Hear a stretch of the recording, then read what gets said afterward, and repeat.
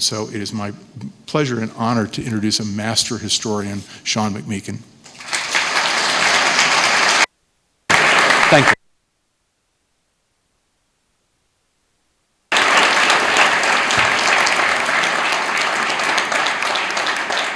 Well, thank you, Crosby, for that extremely generous introduction, and thank you all for showing up on a night that thankfully is not quite as cold as I think the last few days have been. I'm really overwhelmed by the turnout and by what I've found here so far in Kansas City. I visited the War Museum earlier today. That is the World War I Museum. I was actually a bit surprised when I heard that this was the National World War I Museum when I arrived in Kansas City. It's apparently also the only World War I museum in the entire country, which tells you something about the differential perspective and memory of the war here as opposed to in Europe or in a place like Turkey. I do find museums, I think, an important access point into history. Even as I was already something of a budding historian, or at the very least a history major for what that's worth. One of my real inspirations in coming to grips with the subject actually came when I visited the War Museum in Vienna. Now, I'd like to say that this was a very serious, highbrow kind of intellectual experience, but it was a little bit more like reading a crime novel when I saw the car that Franz Ferdinand and his wife were traveling in when they were shot and murdered in Sarajevo. They also have the uniform which Franz Ferdinand was wearing when he was shot, replete with bloodstains, although they're no longer red. They're rather kind of dry and crusty. One could be suspicious about such relics. There's also the murder weapon, the Browning semi-automatic pistol used by the assassin Gavrilo Princip. Interestingly, I was in the Sarajevo Museum several years ago, and they claimed that they have the real murder weapon. It turns out, at least according to the proper authorities in Vienna, they are wrong. It's interesting, though, that a museum can be such an inspiration, and I'd like to think that the museum here might do the same thing for some budding young historian here in Kansas City. One of my other inspirations for, I think, again, getting to grips with this subject was the very book that I think some of you may already have read, or you may be shortly about to read, by Barbara Tuchman, The Guns of August. It's a gripping read. I mean, the kind of book that really is, it can keep you up all night. I mean, it should come with one of those warnings. You know, if you have an important meeting the next day, you probably shouldn't start reading it at 10 p.m. You know, she's that good a storyteller. I have my own quibbles, as you're going to see, with some of her points of interpretation. But what's interesting when you juxtapose that book by Barbara Tuchman with an experience like I had in Vienna, there is one rather glaring contrast.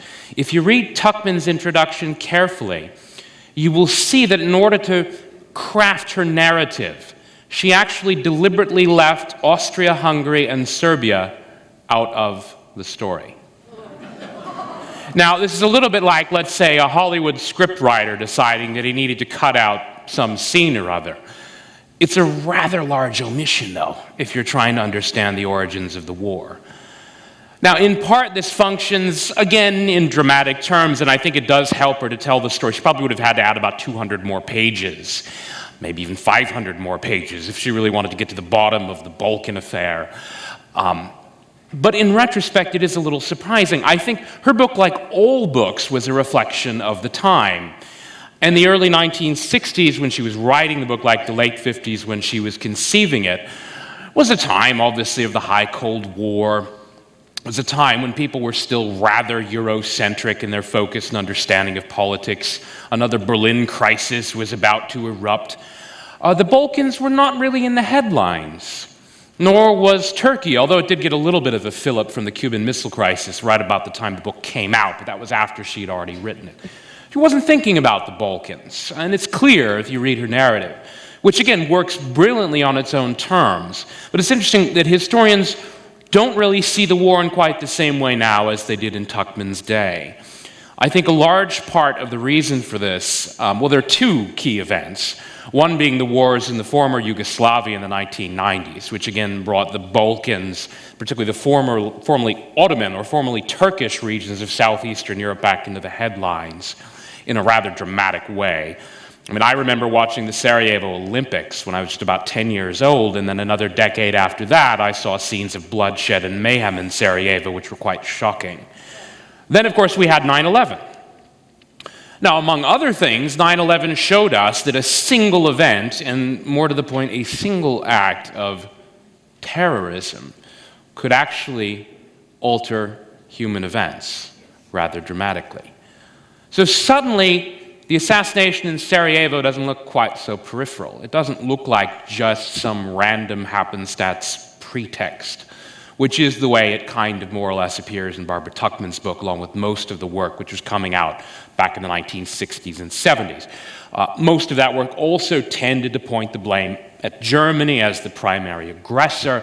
Not a lot of people know this, but the German war guilt thesis, which was actually a matter of statecraft, Article 231 of the Versailles Treaty of 1919 assigned war guilt to the Germans. This was essentially the legal basis on which Germany was supposed to pay those reparations, the very reparations which incited and enraged Hitler and the Nazis in Germany.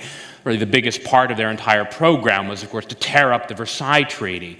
The very reparations that, and this is the part not many people know about, Germany was still paying until 2010. The last payment was actually made just over 3 years ago. So the legacy of the war lived on in Europe. It also lived on, of course, in the Near East, the part of the world I've been living since about 2002, where it's also remembered a little bit differently. Right about the time I arrived in Turkey, right after I arrived in Turkey, in fact, we had the Iraq War of 2003. Now, interestingly, after the war, as many people know, there were rather serious tensions developing between Turkey and the United States. Before the war, interestingly, most Turks were actually much more concerned about what the British were up to. I heard a lot of them saying, "I don't want a single British soldier north of Basra." Now, it's interesting that a lot of the places in Iraq which actually erupted into the headlines during the Iraq War and its aftermath were actually battle sites from the First World War, places like al-Nasiriyah.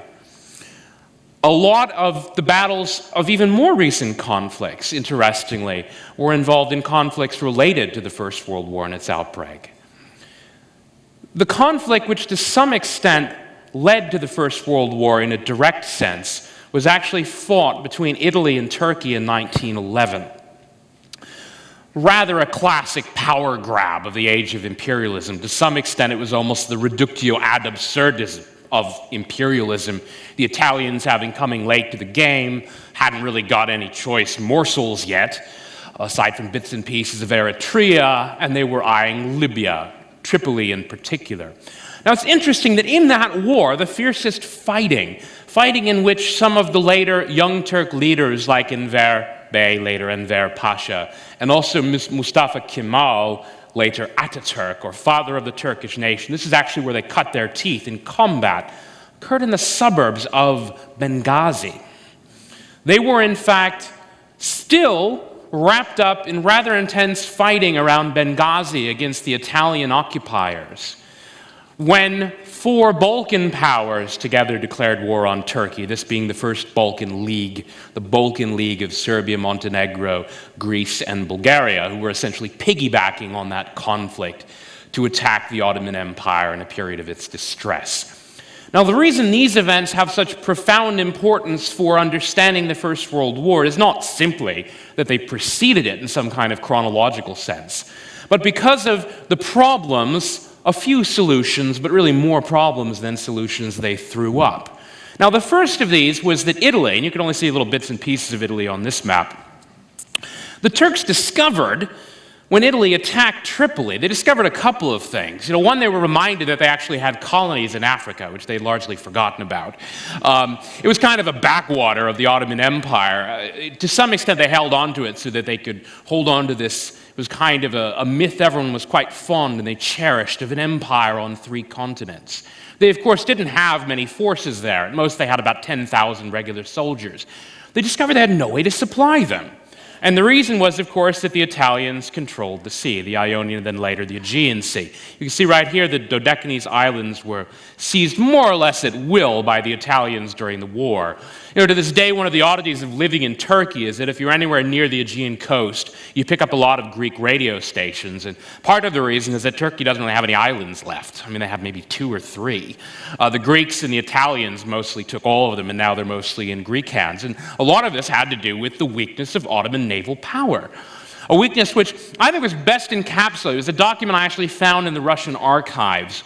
The Russians, believe it or not, began to get worried about the buildup of Ottoman naval power in the wake of this war because they began ordering dreadnoughts, these state-of-the-art battleships, the first all-gun firing battleships in England. And they'd begun training their officers in England.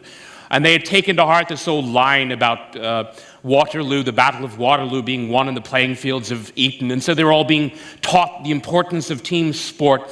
But most interestingly, for the first time ever, Turkish naval officers were going to be expected to learn to swim. So that shows you something, I think, about the backwardness of the Ottoman Empire. Its efforts, though, to catch up rapidly, which were set in motion by this war. So they discover, basically, they can't supply Africa. They discover in the First Balkan War, they can't even supply their own territories over here in Europe, Macedonia, Trachea, or Thrace, as we usually call it.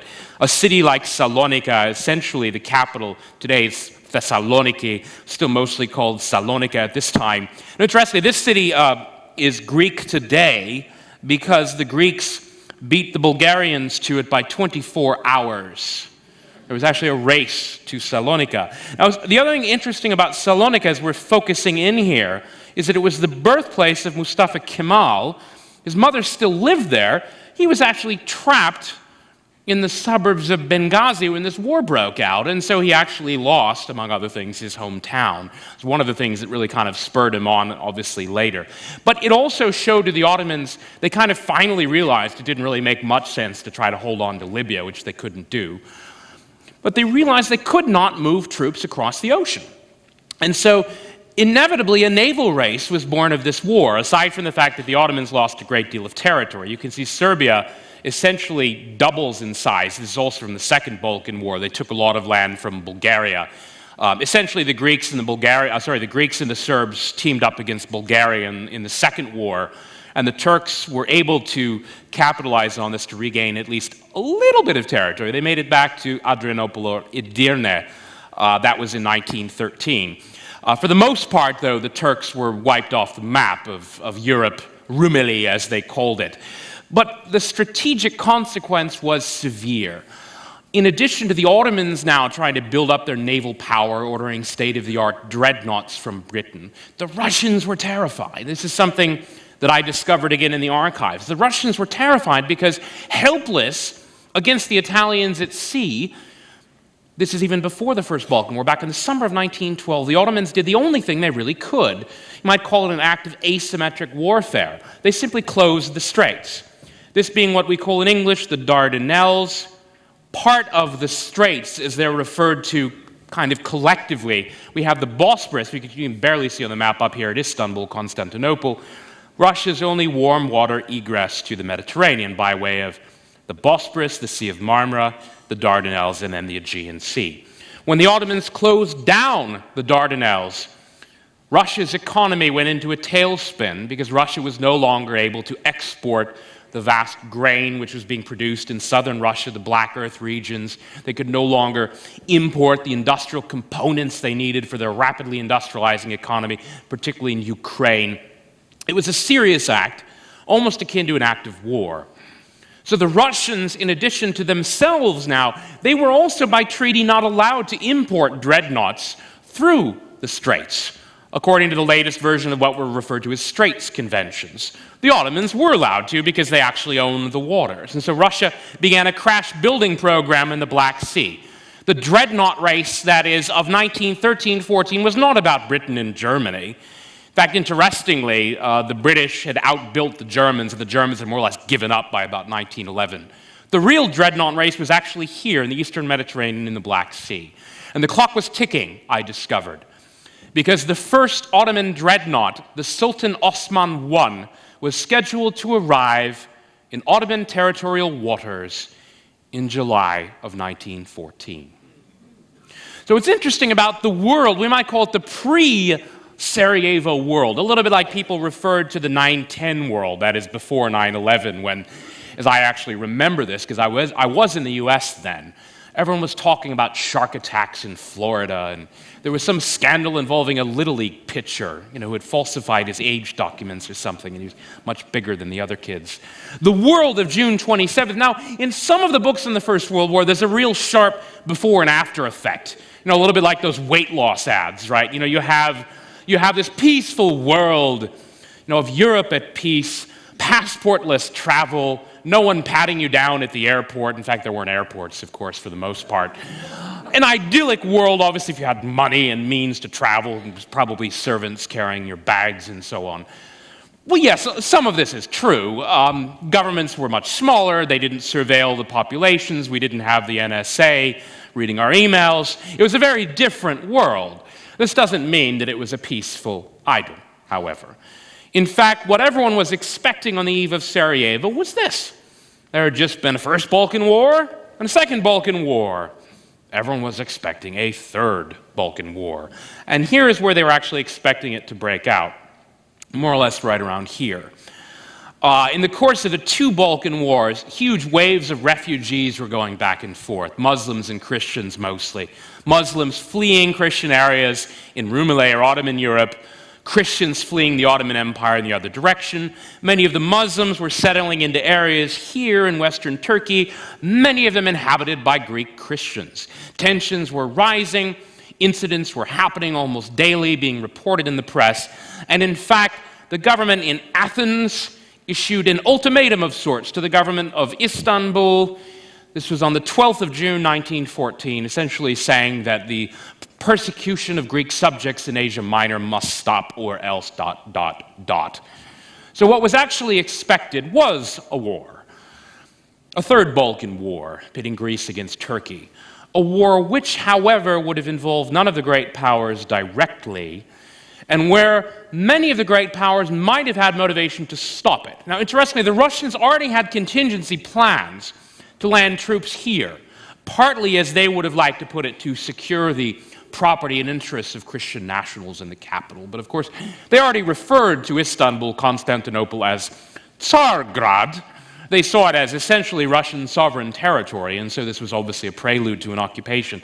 The Russians were talking about doing this. They're wargaming it. They're planning it. On the other hand, they're not sure if they're going to have the support of their allies for this. In addition to this, we have the fact that if a war breaks out between Greece and Turkey, the Turks might well close the straits again, which would have been a disaster for Russia. So on the one hand, the Russians might have liked to seize the opportunity. On the other hand, because they probably could not have, they may also have wanted to douse the flames of war, which could have done yet more damage to their economic and strategic interests. None of the other powers had any particular dog in this fight. In fact, interestingly, contrary to the view which one might get from another book that I wrote about the Kaiser and the Turks, it is true the Kaiser did have a close relation with the Turkish Sultan. However, he was no longer on the throne, that being Abdul Hamid. The Kaiser's sister was also Queen of Greece.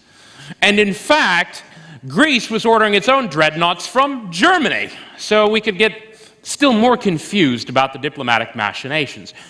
The upshot of all this being that a third Balkan War need not have led to a general conflagration. It might instead have led to something quite different. Something like a revival of the Concert of Europe, another conference in London, such as had been held in 1913 to adjudicate the First Balkan War, in which none of the great powers would have had a direct interest in exacerbating, expanding, or spreading the conflict. That's not, of course, how history turned out. Instead, what we got was this. So here we are in Sarajevo. 28th of June, 1914.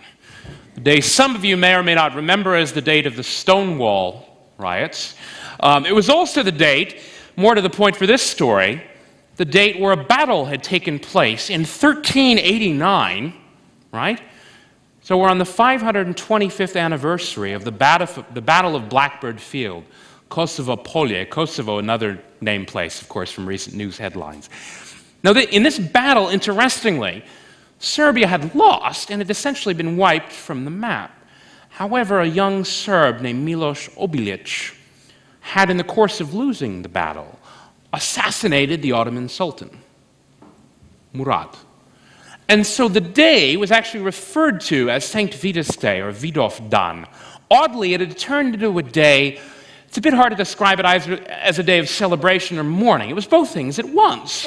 It was a day to mourn the fall of the great Serbian nation, and also to celebrate the first act of national resistance, which was, of course, an assassination.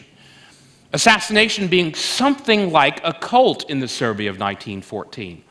The king and queen had been assassinated in 1903 in the royal palace, along with several government ministers. Several years previously, a young Bosnian Serb terrorist had tried to assassinate the Austro-Hungarian military governor. The Austrians had just annexed Bosnia-Herzegovina in 1908. Interestingly, he had failed. He had fired off 4 shots and missed, after which apparently the military governor sort of laughed at him, kicked the pistol against the wall, and then put him in some kind of like an arm lock. Now, this assassin, unsuccessful as he had been, had then perished at his own hand and committed suicide. That was the other part of the cult: assassination, then suicide. The would-be assassins with the Black Hand were all furnished with vials of cyanide of potassium, and they were supposed to kill themselves after committing the glorious act. It's interesting that Gavrilo Princip, the man who later fired the fatal bullet, actually went to the gravesite of Jerajic, this previous unsuccessful assassin, the night before, and he actually laid flowers on the tomb. So assassination, I'm not going to call it a sport because I think that would actually be slightly inaccurate, but it was something like a national cult in Serbia.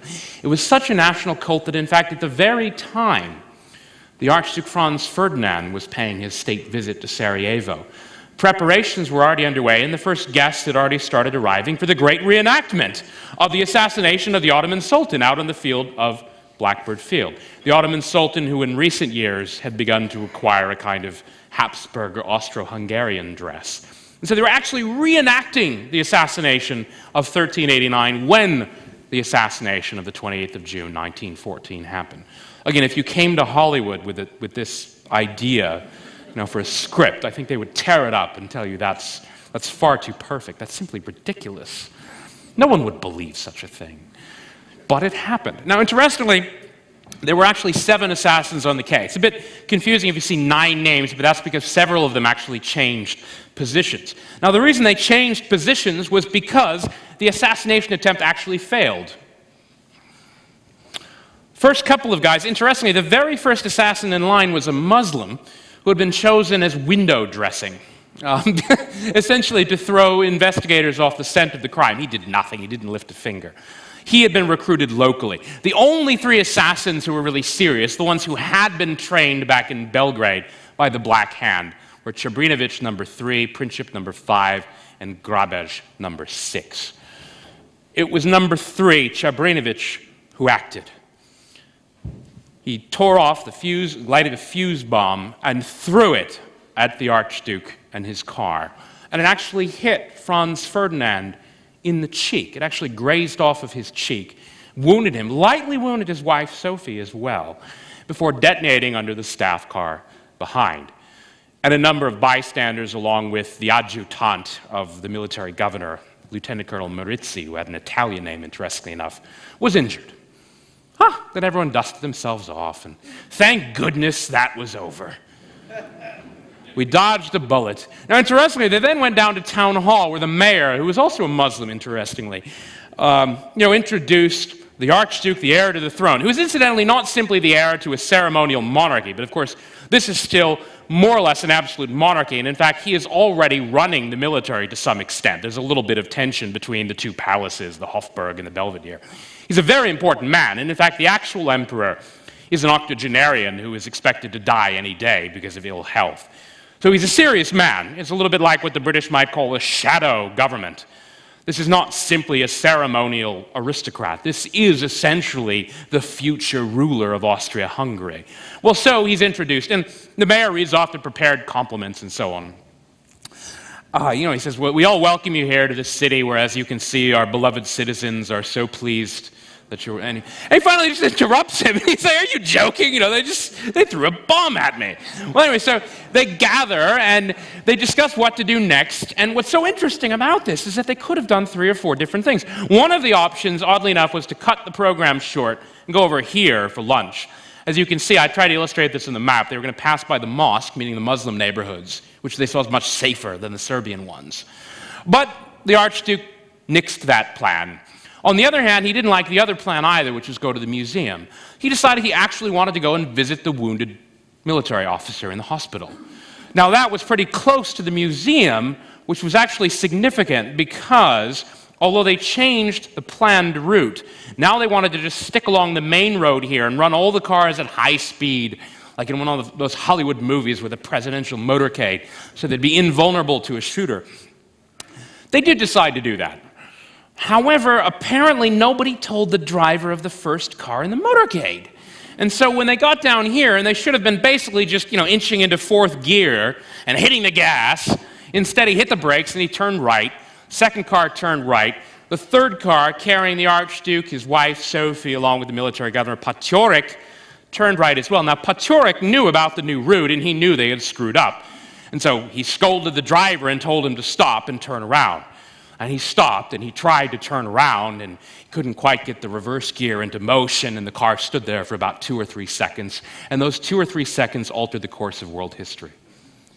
Gavrilo Princip stepped into point-blank range, which is actually necessary because he was not exactly a Marine sniper, this man. He had washed out of military training. He'd had maybe about a week of pistol practice. He fired the 2 fatal shots. And it is actually true, again, if you sold this to a Hollywood producer, they wouldn't believe you. But it is actually true that as Franz Ferdinand and his wife were bleeding to death in each other's arms, he actually did repeat again and again, each time more softly than the last, "It is nothing." Es ist nichts. He's trying to comfort his wife. Well, so what happened next? Well, most of us know the bare outlines of the story. We know, if you're looking at Europe here, that's a map of Eastern Europe. We know about some of the military plans. Again, if you read the traditional version of the story, well, Germans had a pretext now for the great Schlieffenplan to invade France, reach Paris by day 42 or thereabouts, and then wheel their armies around and defeat Russia. This is why they sent the blank check, so-called, to the Austrians. Excuse me, the actual story is, of course, considerably more complex than that. The actual story had a lot more to do with Austria-Hungary and the Balkans, particularly, of course, if you're looking at the dilemmas of the Austro-Hungarians. They're worried, obviously, about the Serbs, who have just won 2 wars. They do want a war with Serbia. In fact, there's no great mystery about this. Chief of the Austro-Hungarian General Staff, Konrad von Hötzendorf, it is said, I'm not sure if the count is quite accurate to the level of 100%, it's said that he advocated going to war with Serbia 25 times in the year 1913 alone. He had never apparently heard a shot fired in anger, and so we cannot necessarily say that he knew whereof he spoke when he spoke of war. It is clear, however, that he advocated a war with Serbia, and now suddenly nearly everyone in Vienna agreed with him. There was one man, however, who didn't. It's a complicated story. I don't have time to go into great detail. I'll sum this up by saying that he was a Hungarian. Now, Hungary was now the dual power of what was called the dual monarchy. Effectively, the minister-president of Hungary, a man called Stefan Tisza, had something like, a veto over the policy of the foreign ministry over Vienna.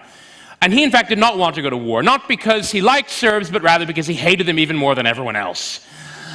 As he put it, essentially, we already have enough Serbs and we don't want more of them.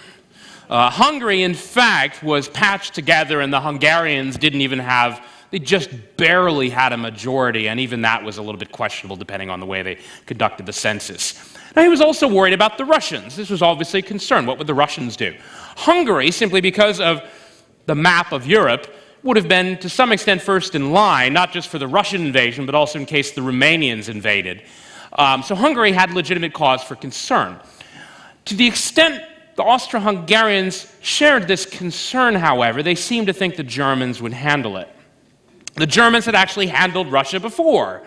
Previous crises, essentially all that had been necessary was a threat. Back in 1908, 1909, Europe had nearly plunged into war, the Germans simply scared off the Russians with an implied threat of intervention.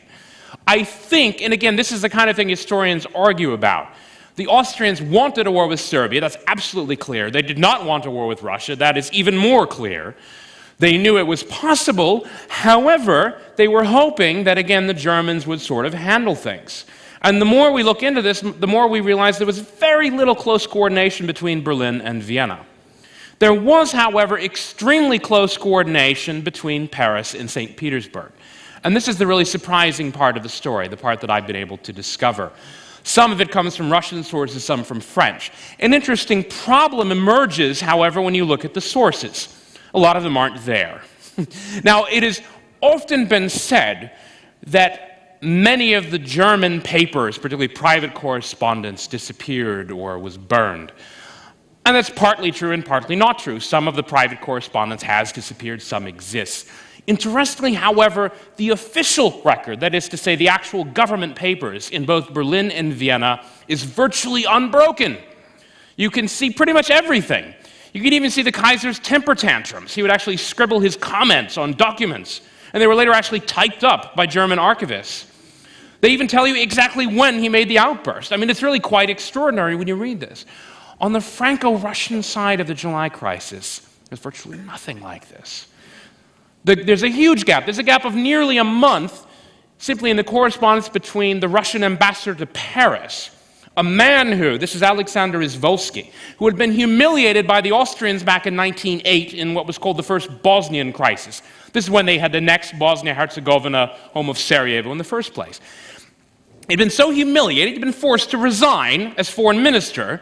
He had later then been given the consolation prize of the Paris embassy, from which post he plotted his revenge. It was said that when he finally learned of Russian mobilization in 1914, a little bit like Khrushchev with the shoe on the table, he actually pounded the desk and said, "This is my war!" And yet, his letters disappear for 4 weeks. Now, it's interesting. I'm not sure exactly what was being hid when these documents were destroyed. I did discover, however, several things about the Russian mobilization, which is much less well known than the concurrent plans, obviously, of the Germans here. But if we skip to the last graphic, we can see the Russian mobilization. You know, first of all, you'll notice something. It's a bit obscured by the fact that the 8th Army moved from here to here in this map. But the fact is the Germans only had one army in East Prussia. They had bits and pieces, but nearly all of 7 and nearly 8 armies facing France. The war actually made a lot of sense from Russia's perspective. Everyone knew, they didn't know the full outlines of the German mobilization plan, but everyone knew the Germans were going to move against France. The Russians had a golden opportunity. It could only be exploited, however, if they mobilized early. Russia being a rather large country with immense distances and a rather primitive rail network. Now, I discovered the Russians actually did begin to mobilize early. First, it was pre-mobilization measures back around the 24th of July, immediately following the dispatch of the ultimatum from Vienna to Belgrade to Serbia, but before the Serbians had actually replied to the ultimatum. This mobilization took on a much more serious air on the 26th of July with the advent of the so-called period preparatory to war. It then was made semi-official as a so-called partial mobilization on the 28th of July. Before, on the night of the 29th of July, 1914, not a date many people remember, because usually they're thinking about the dates of official war declarations and so on, the Tsar actually ordered general mobilization of the Russian armies. This is before the Germans had even begun pre-mobilization, which does not absolve the Germans of responsibility for their role in exacerbating the crisis and obviously urging on the Austrians. However, it's quite interesting. The first thing that's interesting is that it happened so early. The second thing that is interesting is that the Tsar changed his mind about an hour after he issued the fateful order. In fact, the officers who were actually transmitting these orders to the telegraph office were called to the phone with an urgent message that the Tsar had changed his mind. As he actually put it at the time, quote, "I do not want to be responsible for a monstrous slaughter." It's a very interesting line because it points out that despite his for lack of a better word, simplicity. He was not a man of great sophistication, Tsar Nicholas II. He seemed to know exactly what he was doing when he did it. The reason he changed his mind, incidentally, is because he received a telegram from the German Kaiser. Willy writing to Nicky, as they like to call it. And they actually wrote each other in English, which was their common language. For budding historians out there, amazingly, you can find much of this correspondence online. So you can follow the sequence. What's interesting about the sequence, though, is that the Tsar thought the Kaiser was responding to a telegram he had just about an hour previously, talking about mediation, the Hague Conference, or something like that. In fact, he was responding to one that had been sent off 24 hours previously with no particular urgency. So the Tsar actually got it wrong. But it's interesting that his response when he thought the Kaiser wanted to mediate was to call off the dogs of war. There's another incident which interestingly happens the very same night, involving the British Foreign Secretary Sir Edward Grey and the German Chancellor Bethmann Hollweg. Now, I'm going to mention this only because, again, the usual interpretation is that, well, you have these mobilization plans and alliances, and the whole war was set in stone, and Sarajevo was simply a pretext, and the actions and decision-making didn't really matter. It was all set up by the mobilization plans. Well, here's what's interesting. The Germans had already realized the seriousness of the situation because they're picking up, obviously, the news of Russia's ongoing mobilization measures. They don't know about general mobilization yet. They're already now worried then that Britain is going to intervene, even though Britain doesn't have a formal treaty of alliance. They have informal agreements with both France and Russia. And so the German Chancellor, two things happened in rapid sequence. The first, he actually called in the British ambassador and went through something like like a diplomatic striptease of sorts. It was really quite embarrassing. He wanted the British to promise neutrality. We will not fight. And so he was willing to dole out inside information in order to get this promise. So he inadvertently confessed, among other things, that the German war plan included a march through Belgium, simply because he didn't know enough to keep his mouth shut. What's interesting about this is just minutes after the British ambassador had left him, in a bit of shock that the German chancellor had been quite so stupid. I mean, quite literally, when they read this, the comment of the British Prime Minister Asquith was, "My word, there's something childlike about German diplomacy." The thing to remember about the Germans in the 20th century, very good at war, very bad at diplomacy. So the Germans, that is, made a huge blunder, a huge mistake. Now what's interesting is they would not have made this mistake, that is, alerting Britain to their intentions, which gave ammunition to the war party in the British cabinet, which did not by any means have a majority. In fact, they were a small minority in the British cabinet.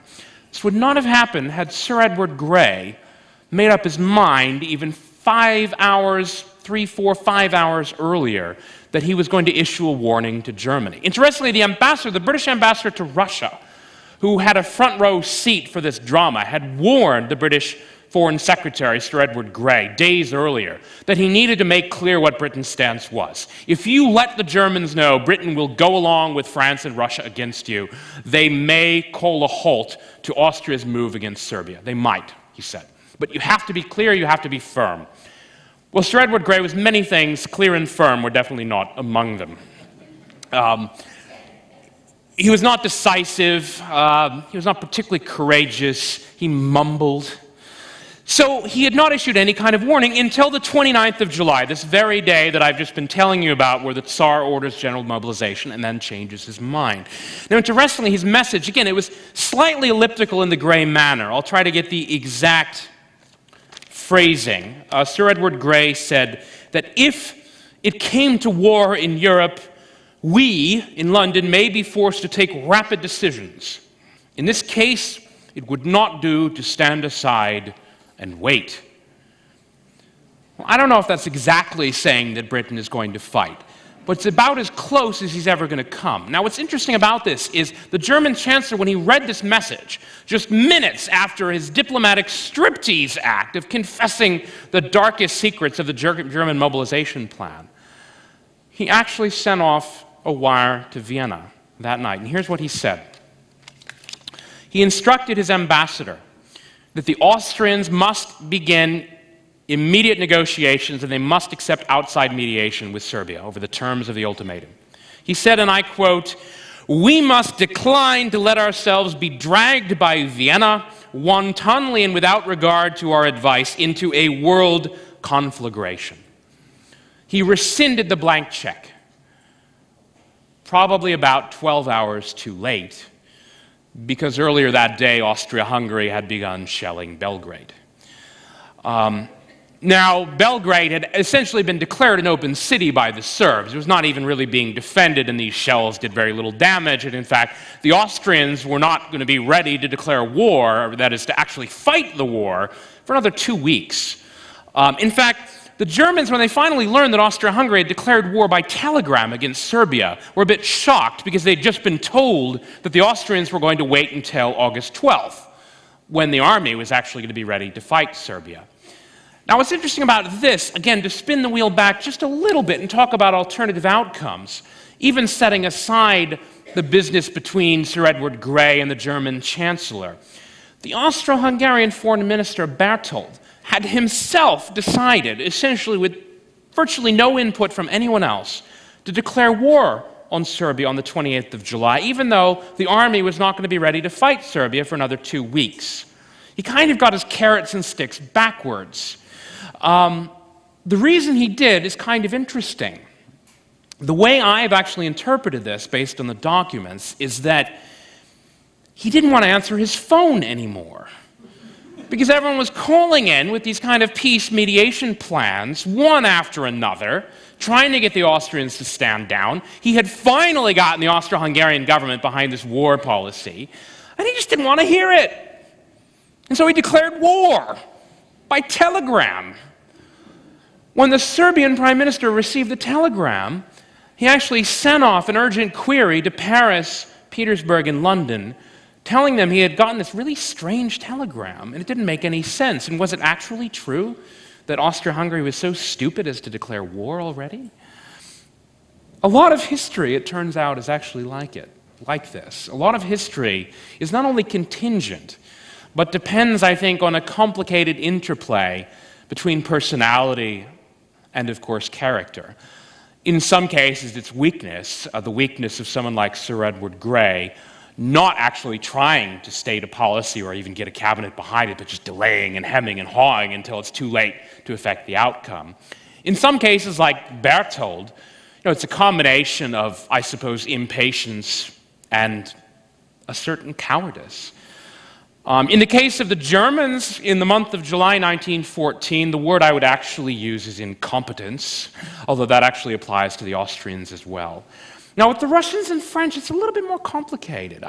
Some people have read my book, and they've said that, look, I'm trying to indict France and Russia as being the primary instigators of the war. This is partly publisher's pabulum. They have to sell the book with the jacket copy and so on.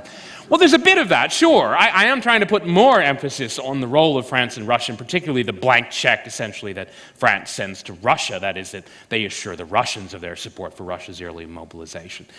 I think what was really going on that side, though, was a little bit more connivance and very successful diplomacy. Because what was really at stake, aside from who mobilized first and how the early battles might go, what was really at stake, of course, for the diplomats and the statesmen was how they would be perceived by history. They were already thinking about posterity.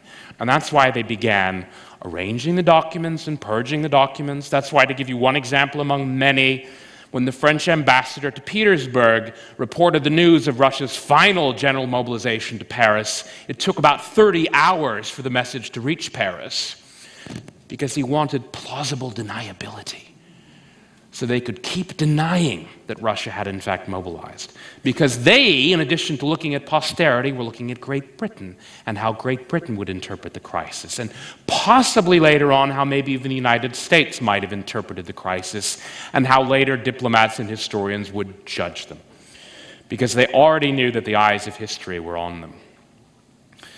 So this is the story that I've tried to tell in the book, and obviously I hope that many of you will read it. And I encourage you to come to your own conclusions. Consult the sources and come to your own conclusions. And I'd like to open up here for questions.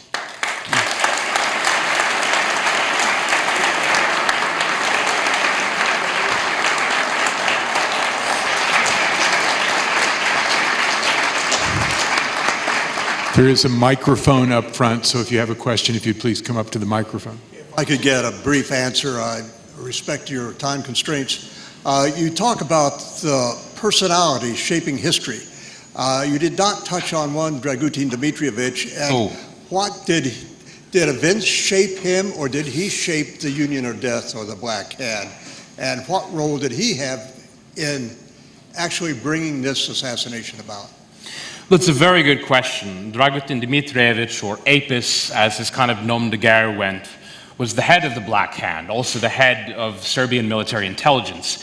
Now, it has sometimes been asserted straight up that he, quote-unquote, organized the plot. That is to say, that he was the driving force all along.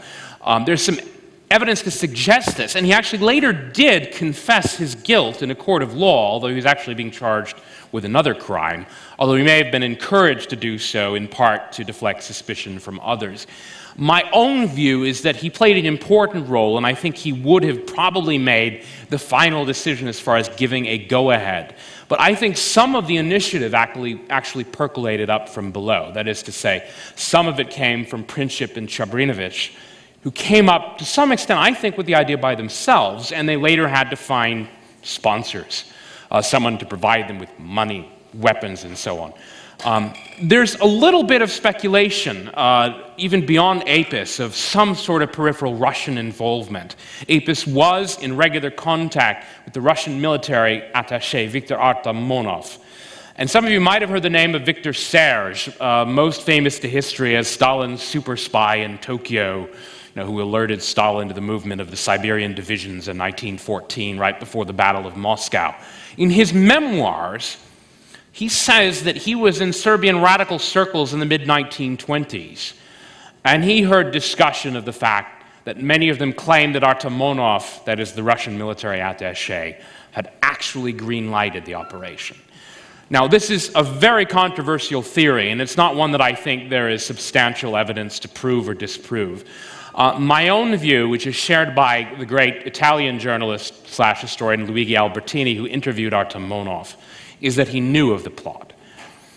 He had plausible deniability of himself. He was out of town when it happened.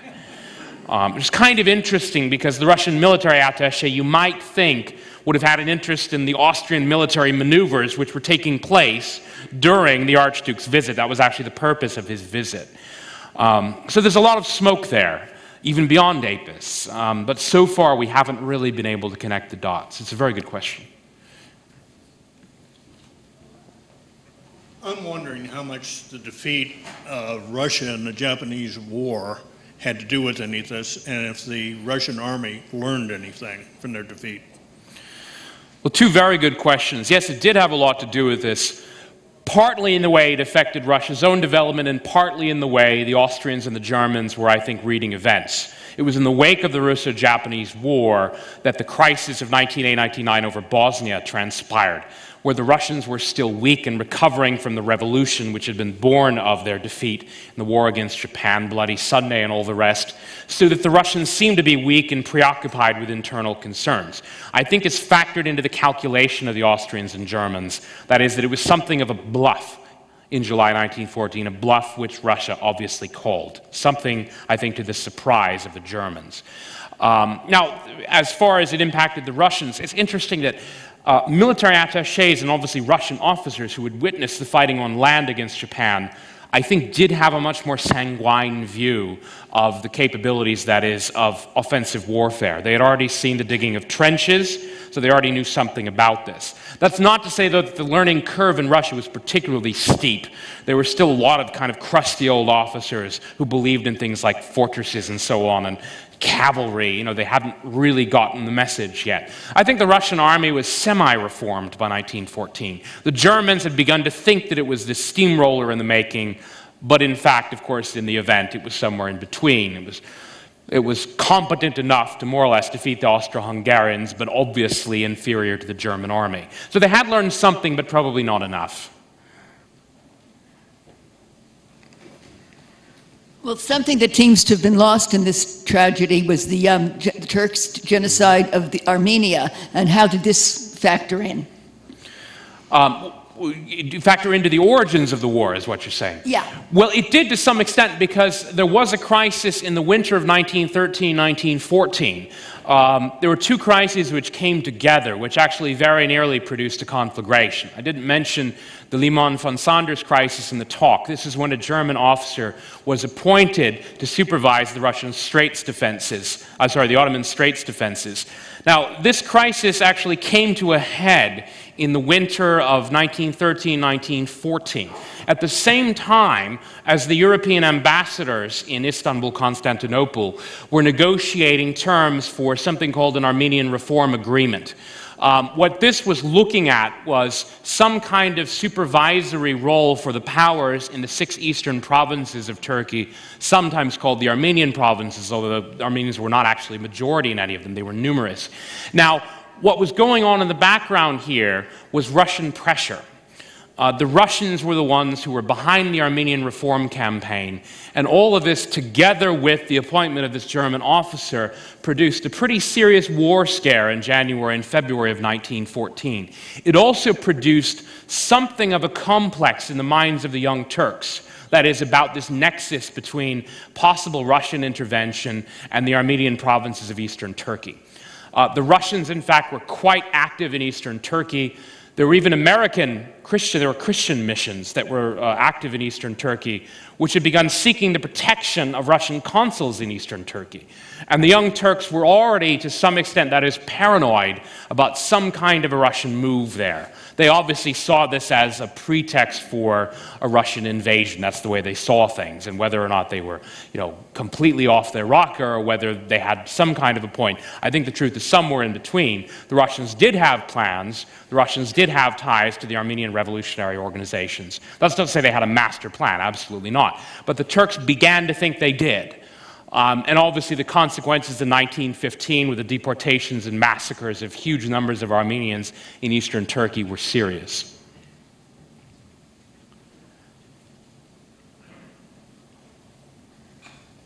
I have a couple of comments. First of all, I think you're talking about the paucity of French-Russian sources in 1914, July. Clemenceau was in St. Petersburg at the time that the crisis was unfolding. So he and Nicholas had verbal conversations, and that may have been one of the reasons that there was no written records on those events, what transpired, what Clemenceau and Nicholas Do you mean said. Poincaré? Pardon? Do you mean Poincaré? Poincaré, Yes. yeah. We're talking about in 1914, and then they made their way slowly back to France, stopping off in Stockholm. The second point is, I don't agree that Berchtold simply decided on war. You don't forget the ultimatum that the Austrian-Hungarian government sent to Serbia, which the Germans were not even fully aware of the text, and which was extremely tightly phrased, almost unacceptable to the Serbians, but the Serbians were almost on the verge, the way they translated it, interpreted it. The war could have been avoided. All right, two very good questions. First, about the French in St. Petersburg. The President Poincaré indeed met with the Tsar. Now, he met with the Tsar, interestingly, right before the ultimatum was dispatched, and the old view had been that the ultimatum took everyone, a little bit like in Casablanca, everyone was shocked by this ultimatum to Serbia. In fact, they knew it was coming. It was an open secret, which had actually been spilled by the Italians. The paucity of sources, though, about this summit, there are a few. We have a few diary entries from Louis de Robienne, the French embassy secretary. We also have some of Poincaré's own diary entries. So we do, in fact, know that the French had already begun to think seriously that the crisis was going to lead to war. The debates on the French side have to do with the ambassador, in fact. Paléologue was his name. Maurice Paléologue actually did green-light the Russian mobilization, that is, the early mobilization. Some of the debates surround whether or not he had authorization from the president. There's no written proof that he did. It seems pretty clear, though, that because he and the president were close and they had huddled together for 4 whole days during the president's visit, that they simply must have agreed on a policy line, even if it can't be documented. Now, about Berchtold and the ultimatum, it's quite true. The Germans were not actually shown the text. In fact, Berchtold even lied to the German ambassador that it wasn't finished yet after he'd already sent it off to Belgrade. Clearly, he was a little bit worried about even what the Germans would think about the harshness of the tone, although, considering the seriousness of the act of terrorism, one could very easily make the case, of course, that the Austrians had a justified complaint, and they might have gone too far in some of the terms, but they did have a right to demand some sort of redress and justice.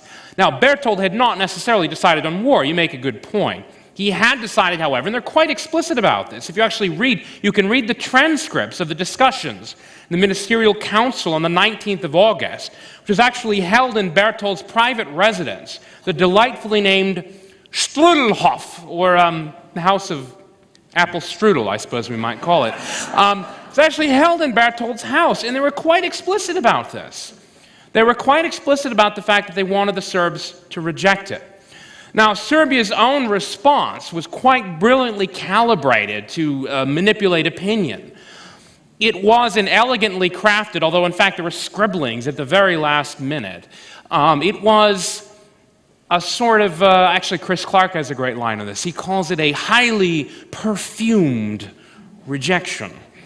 The Serbs had in fact been instructed by the Russians to reject at least one article strictly and unequivocally, and accept all of the others with conditions. I'll give you an idea of the tone. It'll be something like this.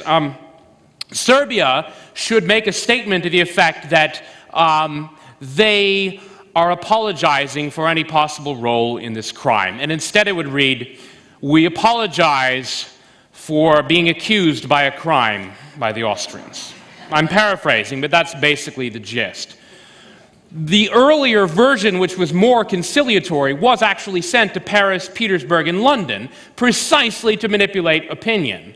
The final version was far less conciliatory, which was, of course, what the Austrians wanted, and it's also what the Russians wanted.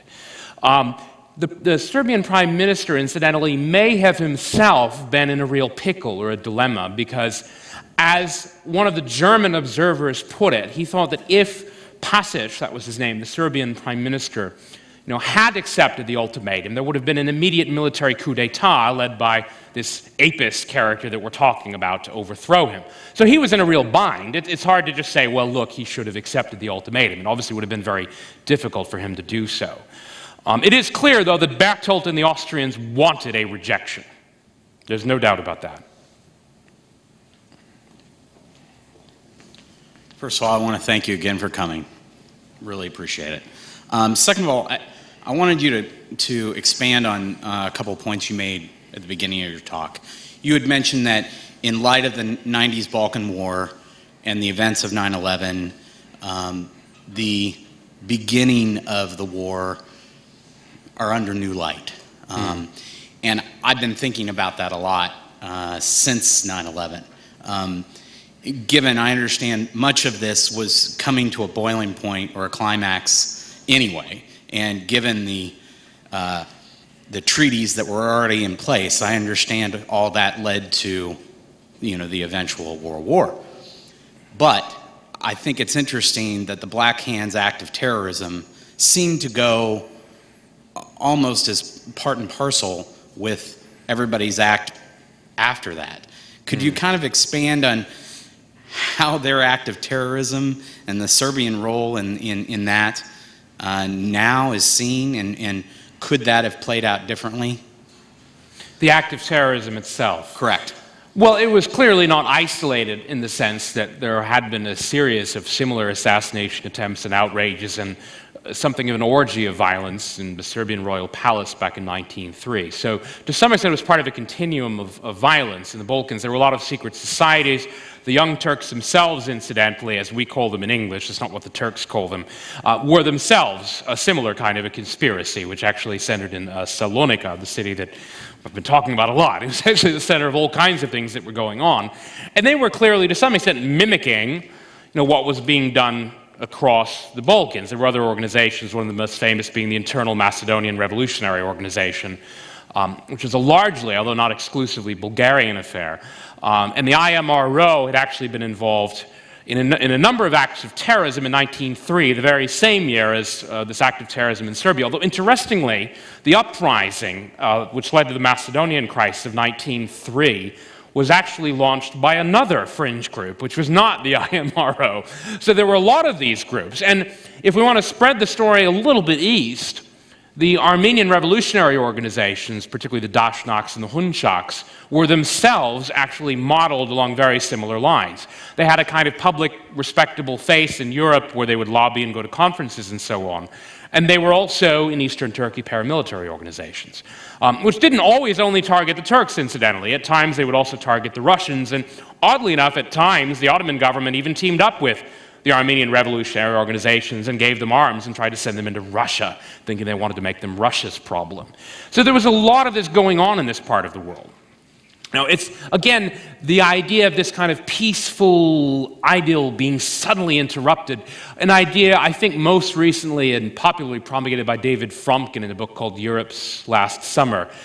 I don't think that's quite tenable. Again, I think there would have been conflict of some kind. I just don't think it would have necessarily involved all the great powers. You know, there are other reasons why related to what the French were obsessing about at the time, mostly a sex affair, basically, involving, among other things, the shadow prime minister and the president, the shadow prime minister's wife, the English being obsessed with Ireland, the home rule question.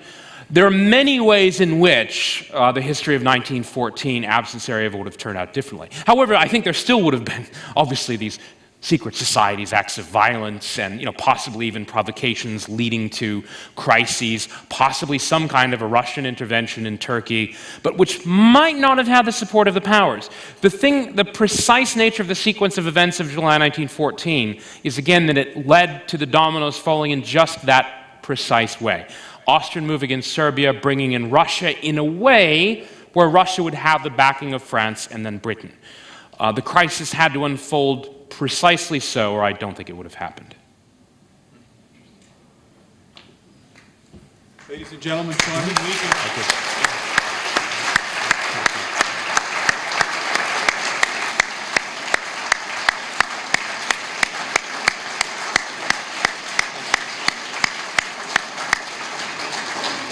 Appropriately enough, Professor McMeekin will be signing his book in the southeast corner of the library in the cafe. And I do want to remind the Black Hand of Blue Valley, the Friends of Peter Fortunato, that they are to sign in with his father at the back of the hall.